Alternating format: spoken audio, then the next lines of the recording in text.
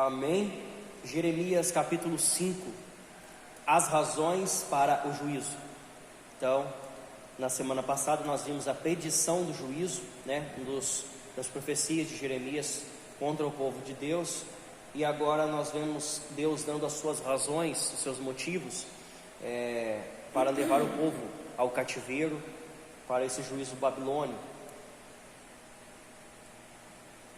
Então, nessa época, eram os profetas Ezequiel e profeta Jeremias que profetizavam contra o povo de Deus, Israel e Judá.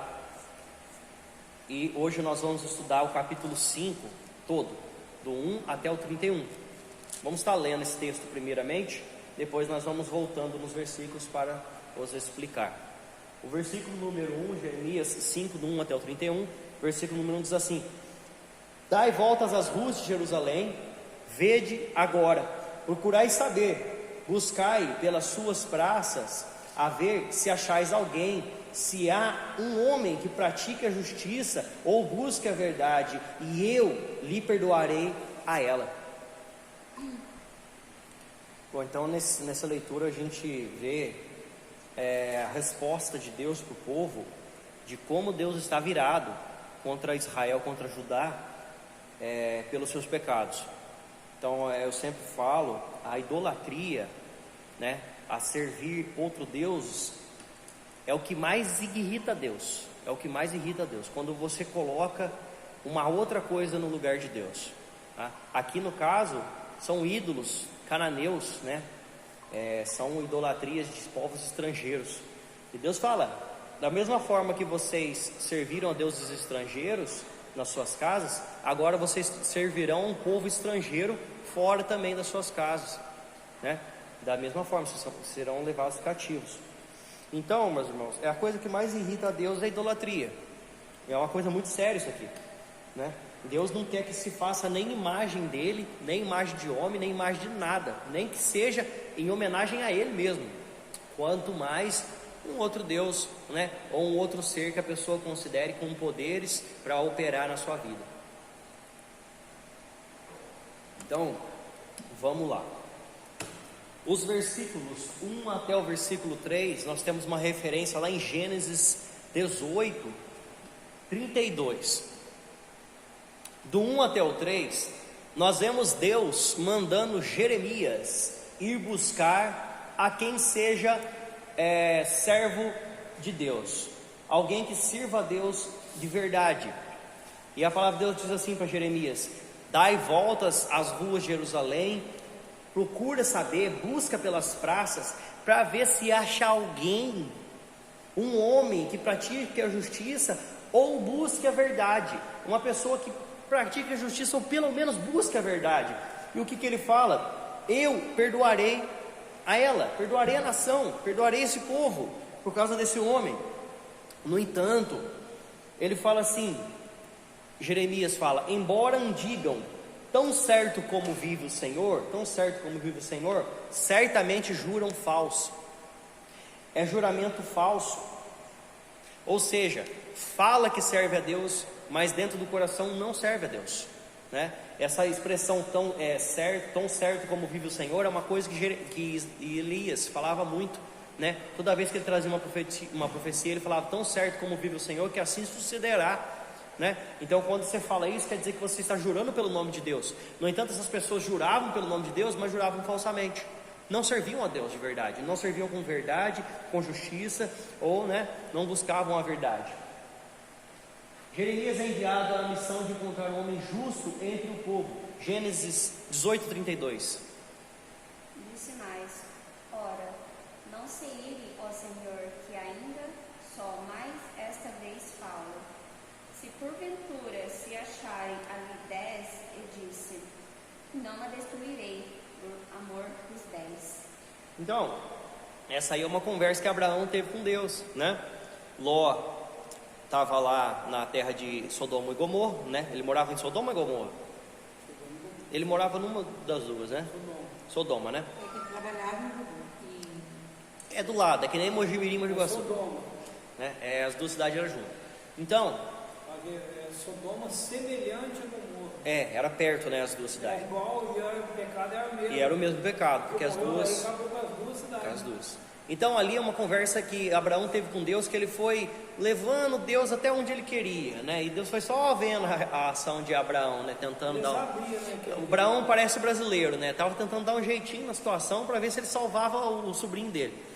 Então, ele chegou e falou para Deus: se porventura tiver 100, se tiver 50, e foi chegando no 10, foi chegando no 1, até ele falar da família de Ló, só que estava lá. Então, meus irmãos, até ele conseguir salvar. Então, isso aqui é o que Deus fala para Jeremias: procura um homem. Deus mandou procurar um homem, olha lá, vê se há um homem que pratica justiça, do povo, dos líderes, da onde que você quiser, vai lá e procura, nas ruas, nas praças, caça. Mas ele fala assim: esses juram falsamente. Então não tinha. Deus ia realmente levar, porque não tinha conserto aquela nação que estava ali. Em busca entre o povo, mas ali só encontra falsidade, corações duros, né? No versículo 3 ele fala assim: ah, Senhor, não é para a fidelidade que atentam os teus olhos? Jeremias pergunta para Deus: tu os feristes e não lhes doeu. Ou seja, Deus já tinha trazido, né, um castigo sobre o povo, mas não receberam a disciplina. Por quê?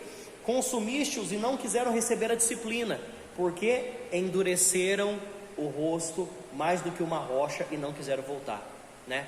É o que a palavra de Deus diz: quando ouvires a voz do Senhor, não endureçais o vosso coração, porque a pessoa que recebe, né, uma repreensão, uma disciplina, e não acata essa disciplina, é uma pessoa que vai sofrer a consequência do juízo, porque aquilo que era para advertir não lhe serviu, mas agora vem o castigo, né? É como uma pessoa que está trabalhando, né, no emprego.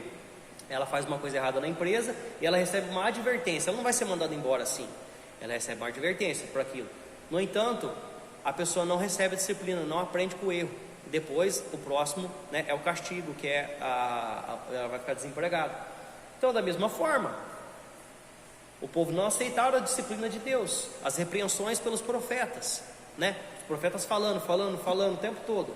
O povo não acata, endurece o coração. O profeta que é ruim, porque depois ele vai falar isso também. O que vai acontecer? Vai vir o castigo iminente. Do versículo 4 até o versículo 5, ele diz assim: mas eu pensei, são apenas pobres, são apenas os pobres que são insensatos, porque os pobres, o povão, não era que nem nós hoje que pega a Bíblia e lê.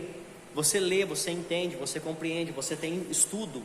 Naquela época não era assim. Por que existia escriba e fariseu e sacerdote e tudo mais? Porque eles liam, o povo não sabia ler, eles liam e ensinavam o povo. Então ele fala: são pobres, são insensatos, eles não conhecem letra, eles não conhecem a Torá, eles não conhecem os escritos. Espera aí, então eu vou procurar, eu estou procurando no lugar errado, eu vou procurar no lugar certo agora. Então ele fala assim: mas eu pensei, são apenas pobres que são insensatos, pois não sabem o caminho do Senhor, né? Ou o direito do seu Deus. Então ele falou exatamente isso que eu estou falando. Hoje ainda tem muito do povo do catolicismo que segue tudo que o padre fala à risca. Se o padre falar errado, ele segue errado, porque não lê também. Exatamente. Não lê, aí é por preguiça. Ele sabe ler, mas não lê. Hoje sabe ler, mas não lê. Naquela época não sabia ler. Não sabia. Então, e era mal guiado, né? Por que só do crente? Tem crente que é o crentinho, sabe? Fica lendo a Bíblia e tal. Por quê? Porque o crente, mesmo que analfabeto, ele presta atenção naquilo que ele ouve e ele busca a saber. Se ele sabe ler mais ou menos, ele lê a Bíblia. Mas nem precisa muito, né? Porque a gente tem um conhecimento bíblico desde sempre, quando você vem à igreja. Então, você percebe quando está fora da palavra, né? E a gente cobra, né? Tem uns que, infelizmente, é igual você falou, né? É a mesma forma. A pessoa está ali e tudo que o outro fala, ele segue. Então, por isso que, infelizmente, tem pastores por aí, líderes falsos que vão ser cobrados diante de Deus, porque está ensinando o povo, e tem muita gente que é igual esse povo aqui, né? O que ele fala tá bom.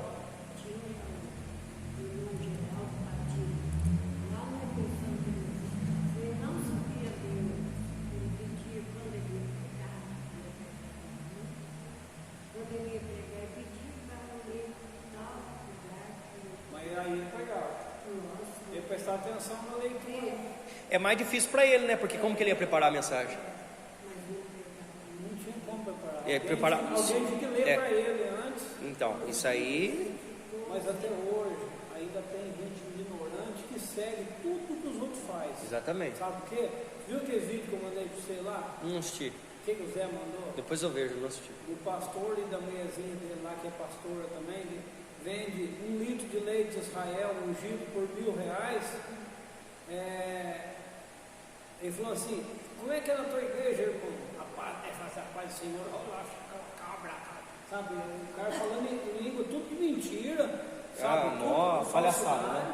Aí ele fala assim, a mulher fala assim: lá na nossa igreja nós vendemos arroz, nós vendemos carne. Ele falou: aleluia, sabe? Com coisa que está exaltando o nome de Deus, não é tudo falso, é tudo mentira. E as pessoas acreditam. Ela fala assim: nós vendemos carne, nós vendemos arroz, nós vendemos camisinha na igreja.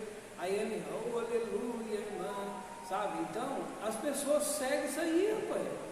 Tem gente que ainda segue esse tipo de pastor só porque ele acha que ele está profetizando, que ele está falando uma coisa verdade. E é tudo mentira. Aí também é culpa do povo, né? Hoje em dia você pode culpar o povo, sim, né? Porque ninguém é iletrado por aqui, né? Hoje o povo de hoje tem cultura, sabe? E outra, todo mundo tem acesso à informação, né? Não lê a Bíblia porque não quer, mas sabe. Mas tem acesso à informação, né? Hoje você tem celular, você tem a televisão, você tem pessoas que ensinam a verdade, mesmo que a pessoa não saiba ler, né? Que é muito raro hoje em dia. Mas enfim. E aí Jeremias fala assim, então: são pobres, insensatos, que não conhecem o direito do Senhor. Então, no versículo 5 ele diz: irei aos grandes e falarei com eles. Então vamos falar com quem ensina. Por quê? Porque eles sabem o caminho do Senhor, eles sabem o direito do seu Deus, mas esses de comum acordo quebram o jugo e recompensam as algemas. Então, né, o povo quebra o jugo, ou os líderes quebram o jugo da repreensão e recompensam as algemas, o pecado, o juízo contra eles. Então, né, a intenção dos líderes aqui também não era das melhores. Eles também privavam o povo do conhecimento verdadeiro, serviam à idolatria, né? Eles prezavam pelos próprios interesses e tanto os grandes quanto os pequenos aqui não tinha nada daquilo que Deus queria neles. Mas ao refletir melhor, vê que são pessoas que não foram bem ensinadas corretamente, falando dos pobres, né? São insensatos e vai em busca dos líderes, mas mesmo entre eles não encontra nenhum. Pode passar? É a mesma coisa da nação de Israel, né? O governo, o rei pagava pelo pecado do povo. Por quê? Porque ele tinha conhecimento também. E o povo também pagava pelo pecado dele também. E por que Davi foi castigado por causa do pecado dele? A nação inteira foi castigada por causa disso, porque um pagava. Ele é o representante. Então. Ele é o representante da nação toda. Aqui do versículo 6 até o versículo 9, ele declara o castigo do povo pela rejeição a Deus. Eles eram como garanhões fartos. Eu vou ler aqui. Agora ele dá um motivo: por isso, um leão do bosque os matará, um lobo do deserto os assolará, o leopardo estará à espreita das suas cidades, qualquer que sair delas será despedaçado, pois as suas transgressões se multiplicaram-se as suas pérfidas. Como, vendo isso, não te perdoaria? Teus filhos me deixaram a mim e juraram pelos que não são deuses, que Deus falando, né? Pois de eu os ter fartado, adulteraram em casa de meretrizes e ajuntaram-se em bandos. Então, muitas vezes, vem benefício para a vida da pessoa, a pessoa esquece de Deus. É o que ele fala: por eu os ter fartado, por ter abençoado tanto esse povo, e eles achavam que não tinham pecado, porque financeiramente eles estavam indo muito bem, o povo era próspero, o plantio ia para frente, só que eles tinham pecados contra Deus, né? E eles não enxergavam isso. E Deus avisando o povo, e o povo falava assim: Deus não vai nos castigar, porque senão a terra estaria seca, né? Os rios, né, estariam secos, nossas plantas, né, não prosperariam. Então eles estavam vendo que naturalmente não estava acontecendo nada, né? Não tinha um castigo na terra, no salário, mas Deus estava falando: olha, vocês estão cometendo idolatria contra mim, né? E trazendo os profetas para falar, e o povo não enxergava. Então, por Deus os ter fartado, adulteraram em casas de meretrizes e ajuntaram-se em bandos, como garanhões bem fartos. Garanhões, né, são cavalos. cavalos bem fartos, que correm de um lado para o outro, a cada um relinchando a mulher de seu companheiro. Ainda está falando também outros pecados que eles cometiam aqui, né? Deixaria eu de castigar essas coisas, diz o Senhor, ou não me vingaria de uma nação como esta? Então, aqui Deus declara o seu juízo contra o povo de Israel, de Judá. Pode passar? Alguém abre lá em Jeremias 2:1? A videira infrutífera plantada por Deus será saqueada ou arrancada.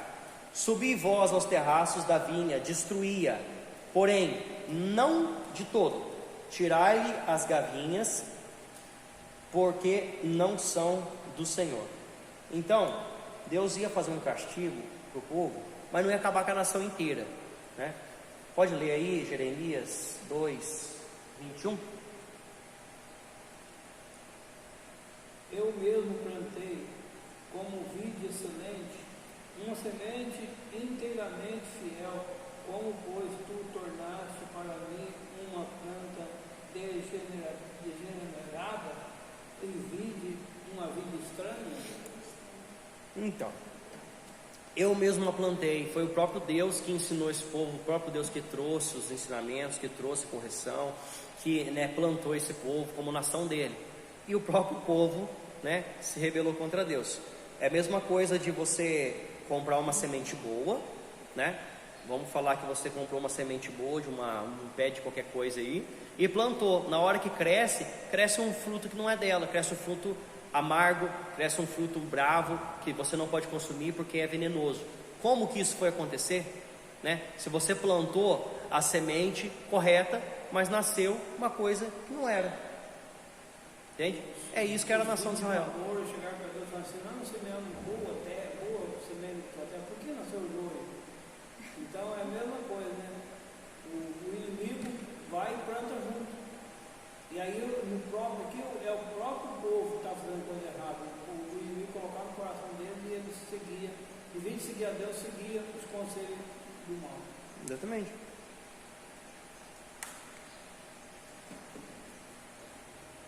Pode passar? Do 11 até o 13. Porque perfidamente se houveram contra mim, a casa de Israel e a casa de Judá. Então, a casa de Israel e a casa de Judá, diz o Senhor.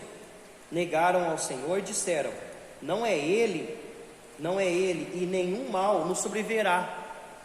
Não veremos a espada nem fome. Viu como eles não estavam aceitando a repreensão dos profetas?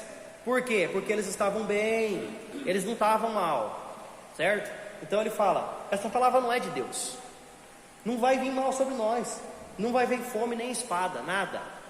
E aqui o versículo 13 é interessantíssimo, que ele fala: até os profetas não passam de vento, porque a palavra não está com eles. As suas ameaças se cumprirão contra eles mesmos. E ainda dizia que os profetas de Deus não estavam profetizando a verdade, que não era a palavra de Deus. Então, quando o coração não recebe a repreensão de Deus, o castigo vem, e vem sem nem esperarem, e assim também nem compreendem o motivo do castigo, porque eles não receitaram a repreensão, então eles nem iam entender o motivo. O povo considerou a mensagem de Deus, o povo não considerou também a mensagem de Deus através dos profetas Jeremias e Ezequiel. Consideraram ele como vento, como se não fosse nada, algo que não tem substância. Então, eles disseram que a palavra não era de Deus através dos profetas, que no caso era Ezequiel e Jeremias, e ainda disse que a palavra deles, as suas ameaças se cumprirão contra eles mesmos. O povo, como se o povo estivesse profetizando contra os profetas, E não foi bem assim que aconteceu, Pode passar. Vamos abrir lá, abre aí quem não leu ainda, Deuteronômio 28:49. Pode abrir lá, Dorvir, 28:49, Deuteronômio.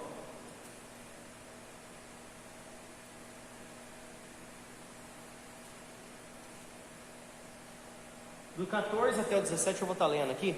Portanto, assim diz o Senhor, o Deus dos exércitos: visto que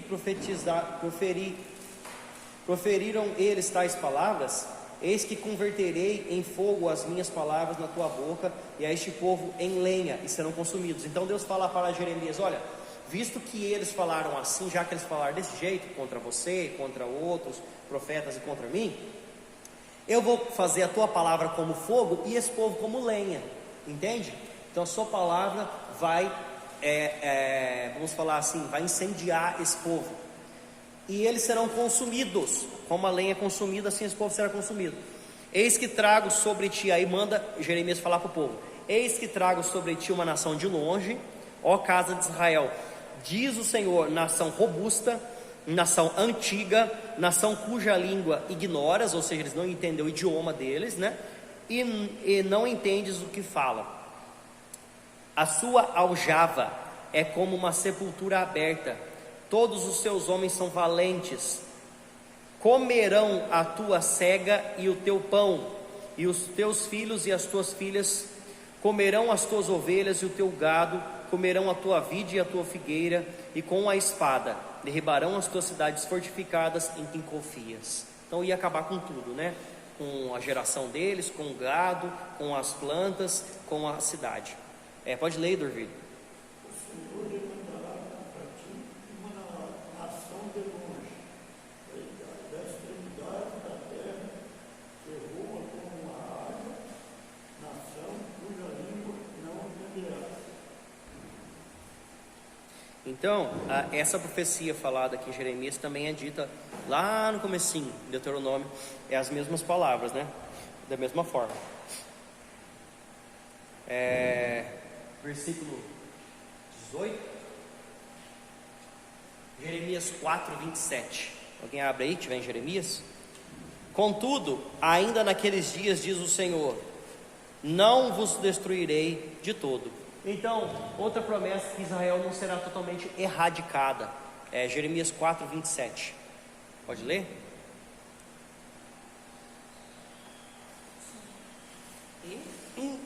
Jeremias 4, 27.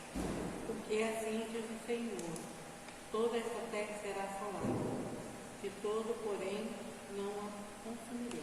Então, toda a terra seria castigada sim, mas nem de tudo a consumirei. Então, iam ficar, né, pessoas ainda, mas lá no cativeiro, né?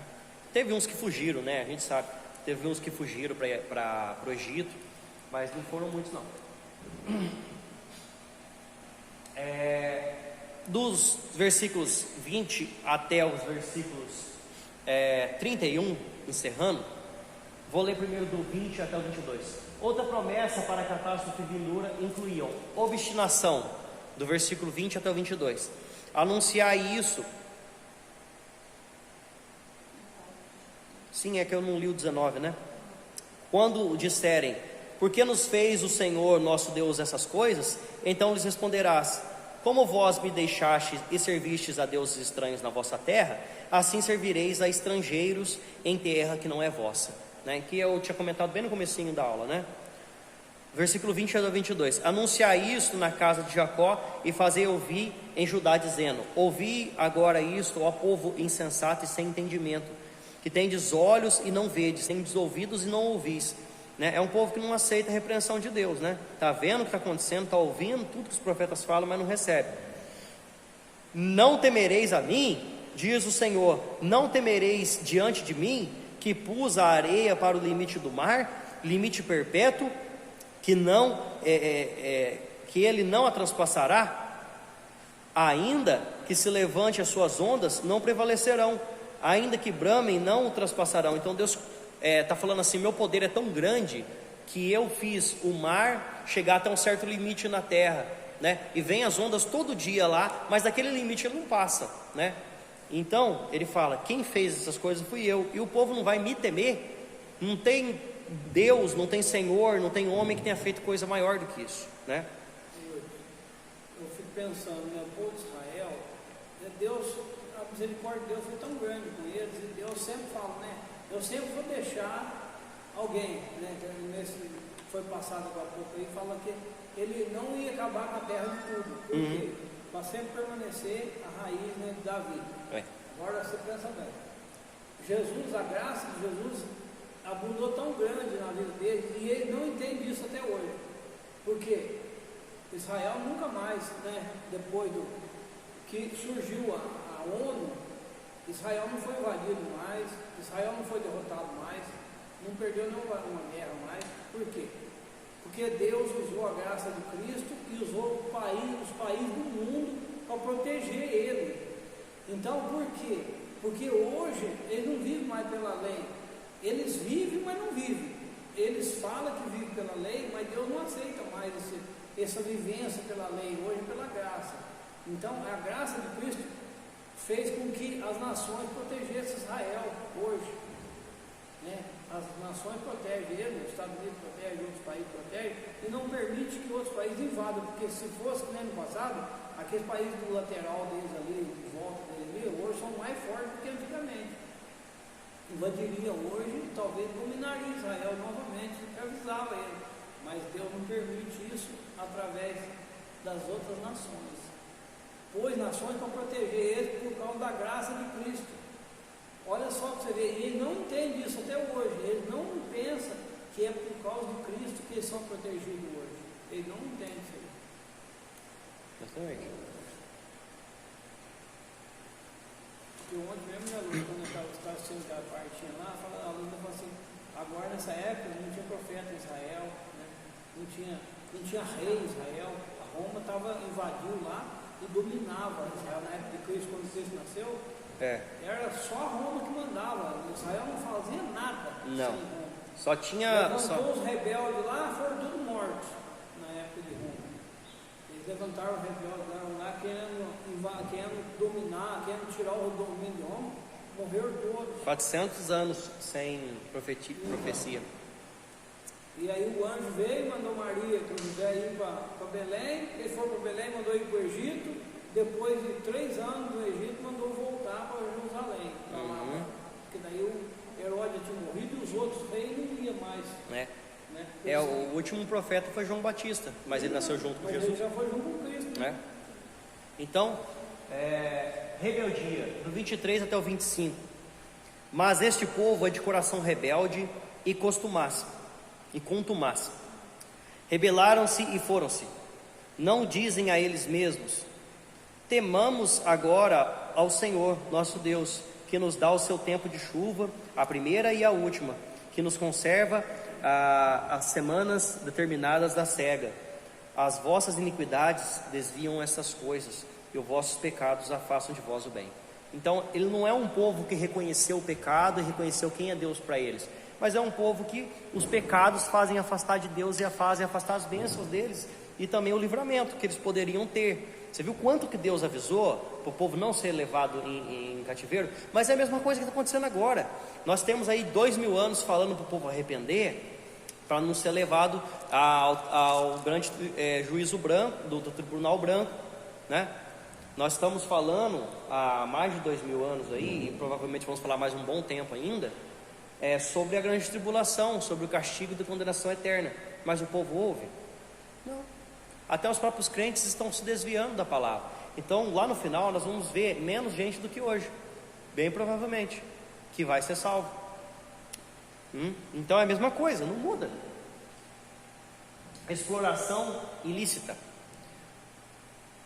Porque entre o meu povo se acha perversos, cada um anda espiando, como espreitam os passarinheiros, né? Armando emboscada. Como homens, eles dispõem armadilhas e prendem os homens. E aqui está falando de exploração da classe baixa, né? Desigualdade social, governo explorando o povo. Como a gaiola cheia de pássaros, são as tuas casas cheias de fraude. Por isso se tornam poderosos e enriqueceram. Então, você acha que quando o governo rouba o povo, você acha que Deus não castiga isso? Olha aqui, é isso, exatamente isso aqui que acontecia, já acontecia lá. Engordam, era até o 28, né? Engordam e tornam-se nédios, ultrapassam até os feitos dos malignos. Ultrapassam até os feitos dos malignos. Tá, vamos falar assim, tá pior que o diabo, o povo. Não defendem a causa dos órfãos, para que prospere. nem julgam o direito dos necessitados, ou seja, aqueles que padecem, né? O pobrezinho que não tem nem dinheiro para arrumar um advogado, né? O coitadinho que é órfão, que não tem pai para defender, que não tem família, né? As viúvas. Eles exploravam ainda mais esse povo, né? Esse povo que precisava da ajuda de quem? De uma autoridade superior, porque não tinha quem os defendesse. Eram os explorados da vida, eles não tinham direito nem juízo, nem justiça. A infidelidade dos profetas e sacerdotes, aqui é outro problema também, que é o pior dos problemas, né? Porque aí não tinha moral religiosa para ensinar o povo, nem o governo, e nem para repreender o governo. Não castigaria eu essas coisas? Diz o Senhor, não me vingaria eu de uma nação como esta? Coisa espantosa e horrenda andam fazendo na terra. Os profetas profetizam falsamente, e os sacerdotes dominam de mãos dadas com eles. Então os profetas falando mentira, e o sacerdote, conhecendo a palavra, anda de mão dada com os profetas mentirosos. E é o que deseja o meu povo, e é o que o povo quer ouvir palavra mansa, quer ouvir que não vai acontecer nada, porque o povo está tudo certo, né? Não tem repreensão. Porém, que farei quando essas coisas chegarem ao seu fim? Então Deus faz uma pergunta para o povo: mas e na hora que chegar a palavra que eu estou falando agora? E na hora que a Babilônia chegar e invadir aqui, o que vocês vão fazer? Vocês não escutam a repreensão agora, né? O sacerdote, o profeta anda de mão dada com a mentira. Os juízes, os líderes, os prefeitos, o rei, os governadores, tudo fazendo coisa errada, como a gente vê aqui, contra o povo. E o povo gosta? Então, meus irmãos, é o que ele faz a pergunta agora para todo mundo: quando chegar o momento de acabar isso aí tudo, o que vocês vão fazer? Amém, irmãos? Capítulo seguinte, na semana que vem, capítulo 6 todo também, são 30 versículos, a certeza do juízo.